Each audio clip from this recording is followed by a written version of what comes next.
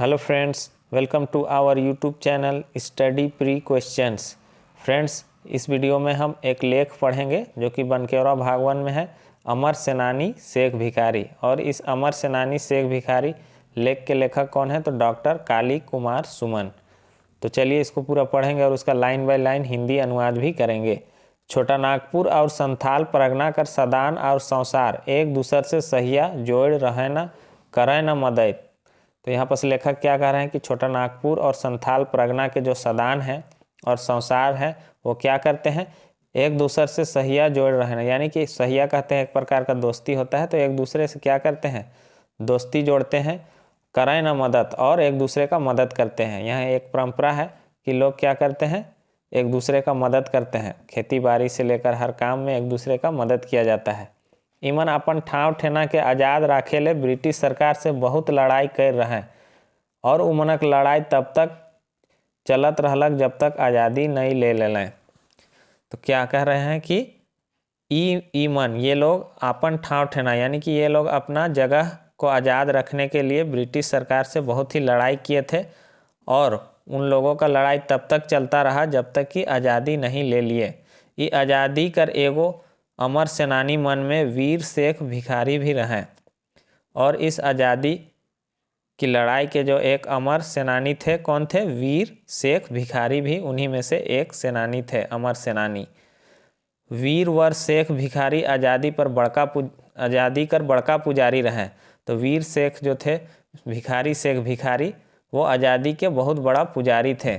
इनकर जन्म रांची जिला कर बुढ़मू थाना कर लेप्सा गांव में हो रहे, और इनका जन्म कहाँ हुआ था? रांची जिला का बुढ़मू थाना का लेप्सा गांव में हुआ था। सन 1819 में एगो बुनकर परिवार में ही जन्म रहे। तो 1819 ईस्वी में इनका जन्म एक बुनकर परिवार में हुआ था। उखन रांची आज लखे बड़का शहर नहीं रहे। उखन यानी कि उस समय रांची आज के जैसा बड़ा शहर नहीं था। इनकर बचपन गाँव में बीतलक, और इनका जो बचपन था वो गाँव में ही बीता। पढ़ाई लिखाई थोड़ा बहुत होलक, और पढ़ाई लिखाई क्या हुआ? थोड़ा बहुत हुआ। ये बचपने से बेसे चालाक और होनहार रहे। ये क्या थे? बचपन से ही बहुत चालाक और होनहार थे। कहलो जा है होनहार विद्वान के होत चिकने पात, और कहा भी किया गया है कि होनहार विद्वान के होत चिकने पात, यानी कि जो विद्वान होते हैं, होनहार होते हैं, उनका लक्षण जो है बचपन में ही दिख जाता है, ऐसा कहा जाता है। वीरवर भिखारी अपन पुरखौती काम बुनकरी में चाव नहीं राख लें। तो वीरवर जो थे शेख भिखारी अपन पुरखौती, यानी कि जो पुरखों से काम चला आ रहा है बुनकरी के काम, वो काम उनको अच्छा नहीं लगता था, उनमें उनको कोई चाव नहीं रखला, यानी कि रुचि उनको नहीं था। वो शुरू से पहलवानी कर लें, लड़ाई भिड़ाई सीख लें। वो शुरू से ही क्या किए? पहलवानी सीखे और लड़ाई उड़ाई करते थे, और वही सब सीखते थे, कुश्ती उस्ती सीखते थे। ई लखे वो बुनकर से सिपाही भेगलें, और इसी तरह से वे बुनकर से एक सिपाही बन गए। सन 1839 ईस्वी के आसपास वीरवर शेख भिखारी एक कोरी बछर कर भेलें। तो सन 1839 ईस्वी के आसपास में वीरवर शेख भिखारी, एक कोरी कहते हैं 20 साल को, तो वे लगभग कितना? 20 साल के हुए। तब छोटा नागपुर राज रातू कर महाराजा साहब कर दरबार में सिपाही बनले। तब वो क्या किए? छोटा नागपुर राज के रातू के जो महाराजा थे उनके दरबार में ये सिपाही बने, यानी कि उनमें सिपाही में उनका भर्ती हुआ। अपन काम के बेस से करे चलते वो थोड़के दिन बादे ऊंचे पद पालें, और अपना काम को वो अच्छा से, बेस यानी कि अच्छा से करने के चलते वो थोड़े ही दिन में क्या हुए? ऊंचा पद को पा लिए। वीर भिखारी छवे खन से आज़ादी कर दीवाना रहे। तो वीर भिखारी जी थे, वो छवे खन यानी कि बचपन से ही आज़ादी का दीवाना थे। वो ब्रिटिश राज से नफरत करत रहे, सेहले वो बुनकर रहियो के छोटा नागपुर कर महाराजा हियाँ सिपाही बन के डट गए। वो क्या करते थे? ब्रिटिश राज से नफरत करते थे, सेहले यानी कि इसलिए वे बुनकर रहते हुए क्या किए? छोटा नागपुर का महाराजा यहाँ सिपाही बन के वहीं पर डट गए। वो छवे खन से अन्याय नहीं सह पारत रहे। वो बचपन से ही क्या करते थे? अन्याय को नहीं सहने सकते थे, बैठत रहे और लड़ाई कर बैठते थे। वो अन्याय को नहीं सहन कर पाते थे और लड़ते थे, लड़ बैठ जाते थे। वो तलवार चलाक में बहुत तेज रहे, और वो तलवार चलाने में बहुत तेज थे। खूब तलवार भांज भांज के खेला करत रहे। और क्या करते थे, तलवार को भांज भांज के वो खेला करते थे। माने कि ई काम में बेस मर्दानगी दिखात रहे। माने कि यानी कि इसका मतलब यह है कि वो इस काम में अच्छा मर्दानगी दिखाते थे। उनकर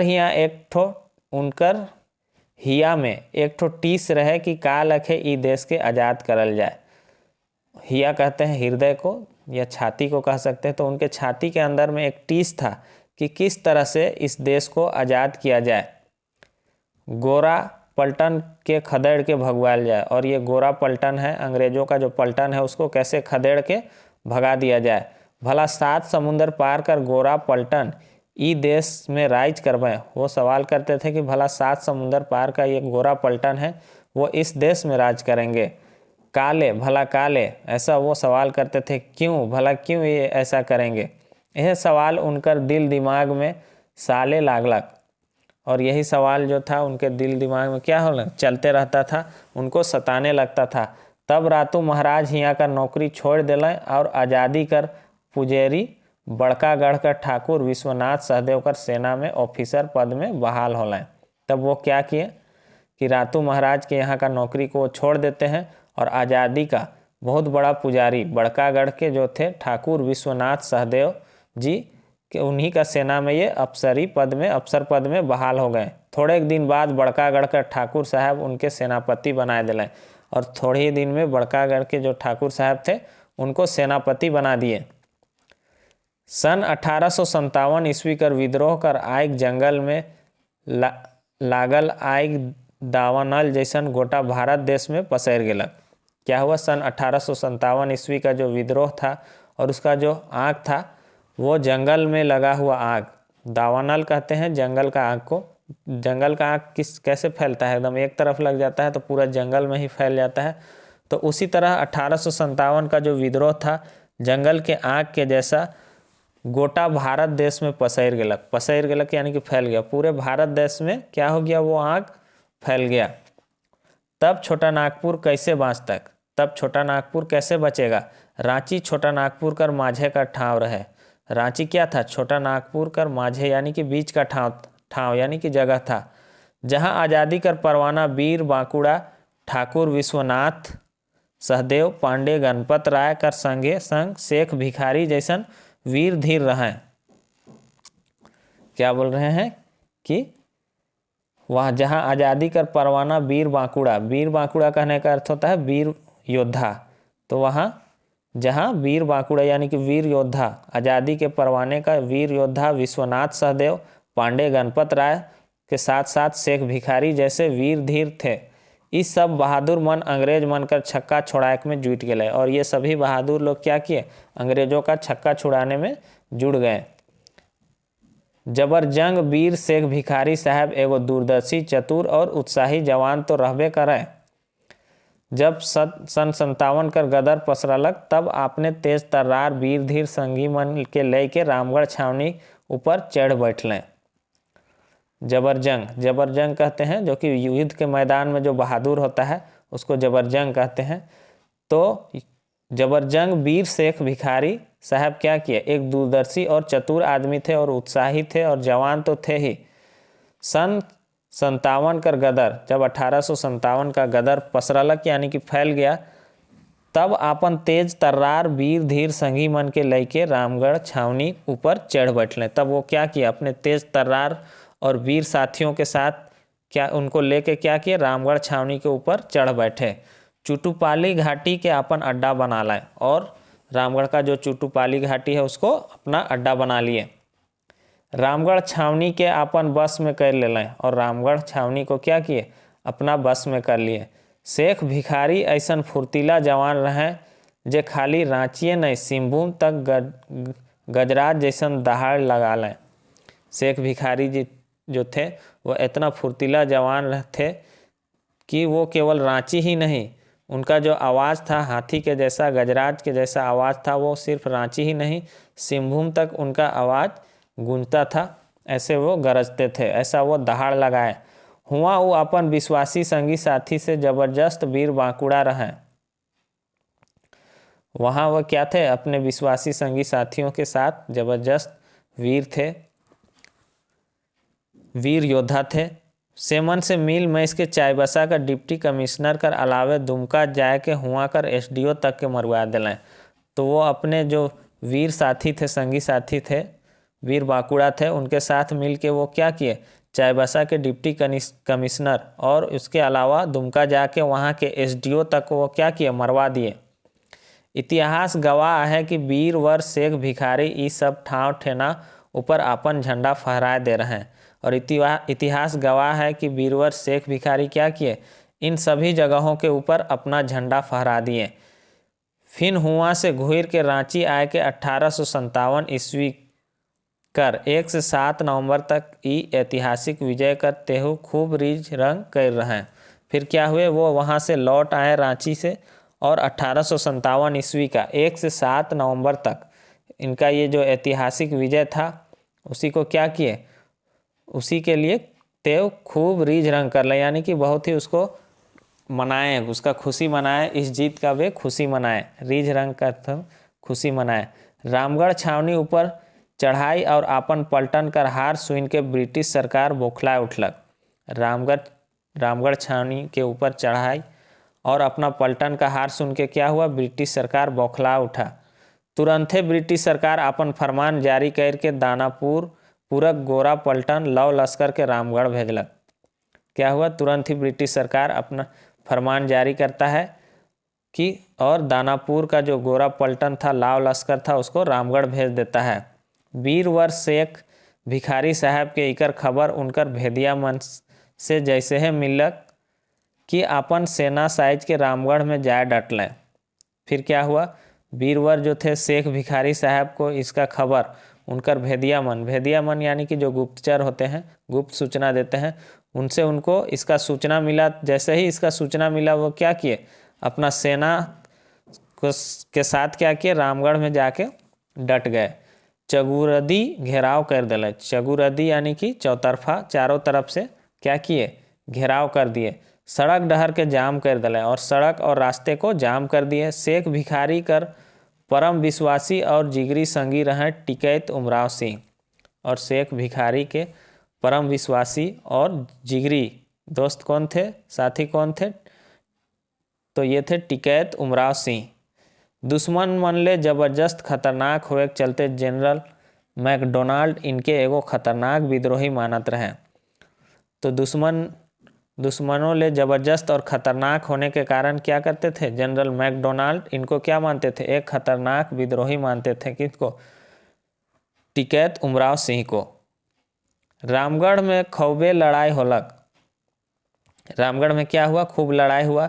शेख साहब और उनकर सेना तो गोर पलटन मन से कम रहे। तो शेख साहब और उनका सेना जो था, गोरा पलटन लोग जो था, अंग्रेजों से कम था। इकर सेना मन में कहाँ से गोरा पलटन लखे लड़ाई कर और औजार भेटातक। और इनका जो सेना था उनमें गोरों के जैसा, अंग्रेजों के पलटन के जैसा लड़ाई का सामान कहाँ भेटातक, यानी कि कहाँ से मिलता, यानी कि उनके पास लड़ाई का उतना सारा सामान नहीं था, साज सामान नहीं था, औजार नहीं था। एगो बड़का राजा और जेकर सब बात से पूरा लाव लश्कर उमनक मुकाबले में ही छोटा सरदार कर सेना। क्या बोल रहे हैं कि एक बड़ा राजा जिसका सब बात से पूरा लाव लश्कर के साथ वो तैयार है, उसके मुकाबले में एक छोटा सरदार का सेना। तो इनके पास सामान उमान भी बहुत कम था, ये एक छोटा लश्कर था। कहाँ तक टिक तक, और ये कहाँ तक टिक पाता। हाँ, ये बात तो मान ले जाए कि इनकर सेना मन में पुरकस जोश उमंग रहे। हाँ, लेकिन ये बात को माना जा सकता है कि इनका सेना में जो क्या था, पुरकस यानी कि बहुत ज़्यादा जोश और उमंग था। सेह तह कई ठीन जैम के धुआंधार युद्ध होलक। इसी कारण क्या हुआ, कई जगहों पर, कई ठीन यानी कि कई जगहों पर जम के धुआंधार युद्ध हुआ।